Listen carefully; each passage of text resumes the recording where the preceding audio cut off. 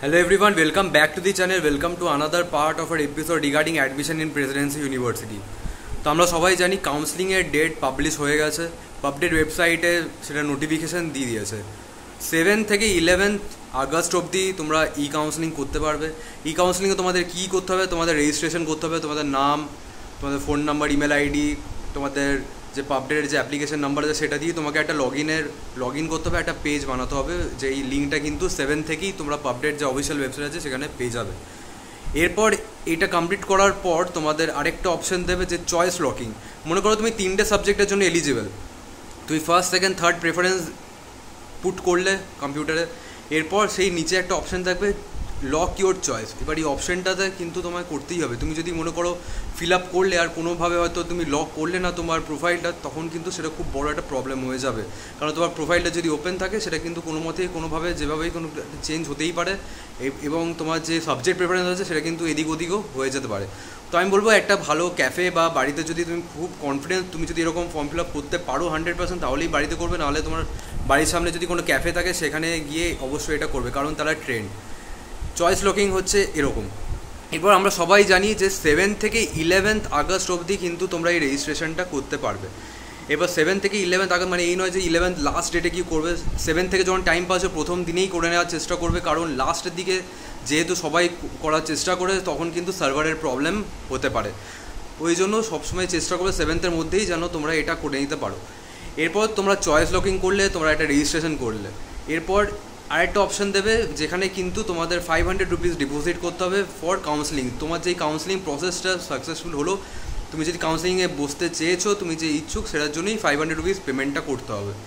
এরপর যখন তোমার অ্যাডমিশন হয়ে যাবে, মনে করো যে ফার্স্ট রাউন্ড যে অ্যালটমেন্টটা আছে সেটা হচ্ছে 13th of August. 13th of অগস্টে ফার্স্ট রাউন্ড অ্যালটমেন্টে কি, ফার্স্ট রাউন্ড অ্যালটমেন্টে তোমার প্রথম যে মেরিট লিস্ট সেটা পাবলিশ হবে, তোমার যদি নাম আসে সেই লিস্টে। 13 থেকে 17 মধ্যে তোমাকে কলেজে এসে অফলাইন রিপোর্টিং করতে হবে, অনলাইন রিপোর্টিং নয়। এটাই কিন্তু এবার ওয়েবসাইটে তারা বলেছে। 13 থেকে 17 মধ্যে তোমাকে কলেজে এসে নিজের ডকুমেন্ট ভেরিফাই করতে হবে, তুমি যে অ্যাডমিশন নিতে চাও সেটা কনফার্ম করতে হবে।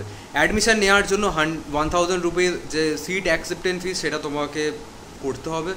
13 থেকে 17 মধ্যে যে কোনো দিন তুমি কলেজে প্রেসিডেন্সি ইউনিভার্সিটিতে এসে কিন্তু এটা করতে পারবে। আর 13 থেকে 17 যে কোন টাইমে তোমাদের এই কাউন্সেলিং এই রিপোর্টিংটা করতে হবে সেটা কিন্তু ওয়েবসাইটে দিয়ে দেওয়া হবে। আমিও নিজের যে গ্রুপটা আছে হেল্প ডেস্ক, যেটা আমি চালাচ্ছি, যেটা লিঙ্ক ডেসক্রিপশন বক্সে দেওয়া আছে, সেখানে আমি পাঠিয়ে দেবো। আর যে রিপোর্টিংয়ে যা যা আপডেট আছে সেগুলো কিন্তু এই গ্রুপে পাঠানো হবে। রিপোর্টিংয়ের ক্ষেত্রে তোমাদের কী কী ডকুমেন্ট লাগবে?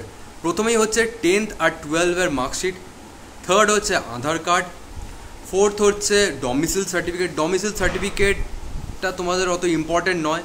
যারা ক্যাটেগরিতে বিলং করো, reserve category, SC ST OBC, তাদের যদি ক্যাটেগরি সার্টিফিকেট না থাকে, কিন্তু তারা যদি মনে করো একটা ক্যাটেগরি সিট রিজার্ভ করেছে যে আমি ক্যাটেগরিতে বিলং করি, কিন্তু তাদের কোনো সার্টিফিকেট নেই, তখন সেই ক্ষেত্রে ডমিসাইল সার্টিফিকেটটা লাগবে।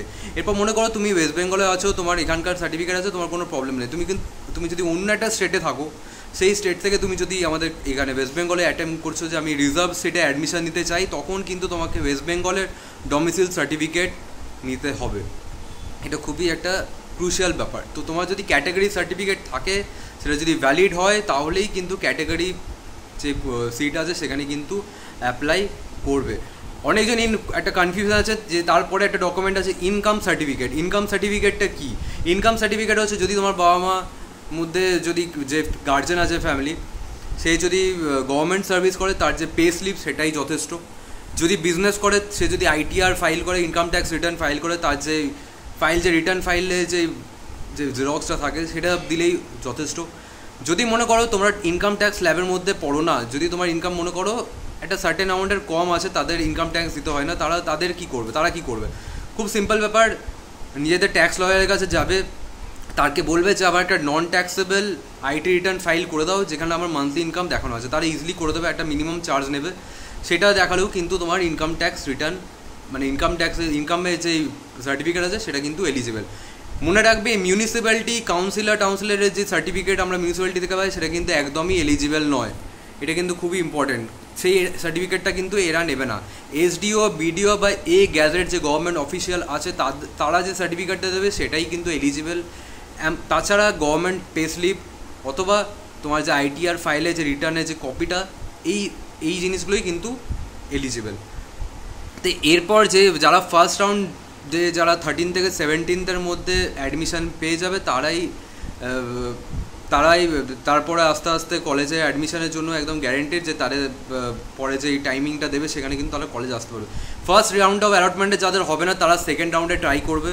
সেকেন্ড রাউন্ড অ্যালটমেন্টে ট্রাই করার যে ডেটটা দিয়েছে সেই ডেটের আমরা পার্ট 2 ভিডিও করবো। এই ভিডিওটা শুধুমাত্র ফার্স্ট রাউন্ডের করেছি, সেকেন্ড রাউন্ডের ভিডিওটা খুব জলদি ওয়েবসাইট আমাদের যে পেজ আছে সেখানে তোমরা পেয়ে যাবে।